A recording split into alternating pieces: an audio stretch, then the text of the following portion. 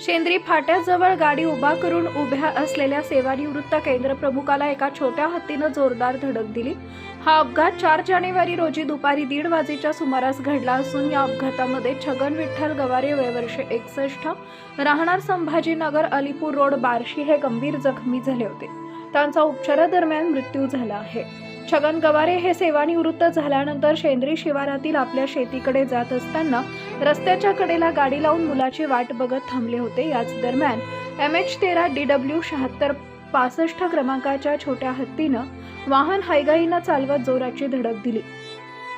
अपघात इतका जबरदस्त होता की गवारे हे रस्त्यावरून दूरवर फेकले गेले, त्यामुळे त्यांच्या डोक्याला गंभीर दुखापत झाली।